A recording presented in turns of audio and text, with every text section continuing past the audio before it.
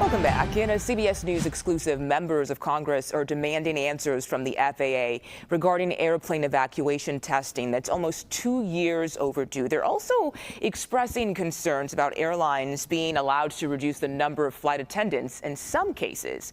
CBS News senior transportation correspondent Kris broke this story, and he joins us right now. Hey, Kris, so what are the details here?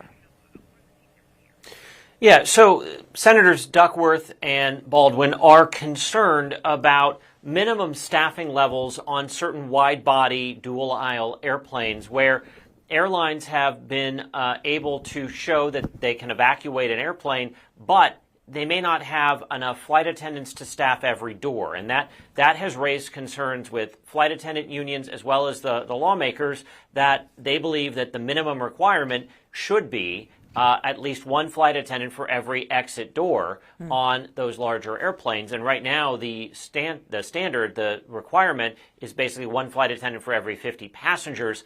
And they say that while the airlines may be complying with the letter of the law, the spirit here should be focused on enough people to access all of the emergency exit doors, so one flight attendant is in a situation where they may have to try to open two doors 19 feet apart.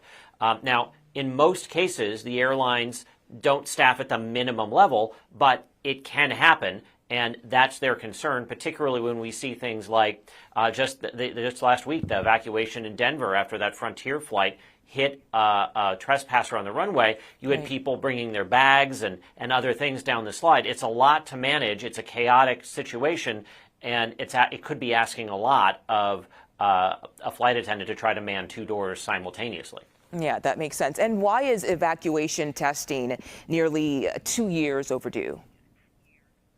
Yeah, this has actually been a years-long debate. Back in 2019, the FAA was mandated to do some evacuation testing, and they did it in a way that the Department of Transportation Inspector General criticized and that some lawmakers referred to as a joke. They basically had a simulated airplane cabin with about 60 people, so like about a third of what would be on a typical 737. And they didn't factor in things like age. Everybody was able-bodied, and between the ages of 18 and 60, there were no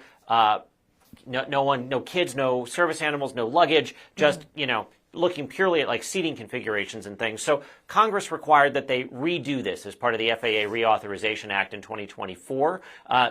Calling on the FAA to factor in real-world scenarios, and it hasn't gotten done. Now, the FAA says some of those real-world scenarios, like children or people that may not be able-bodied, present some challenges in testing because you can't just throw an infant down an exit slide in a laboratory. Right. So it's not gotten done. And the lawmakers want an update as to why, and they would like to see a plan, I think, from the FAA as to how they're going to do some realistic testing, looking at can you really evacuate an airplane in 90 seconds? We find in the real world it tends to take longer than that, but there's a reason they want it done in 90 seconds. That guarantees the highest likelihood of survival in the event of a post-crash fire.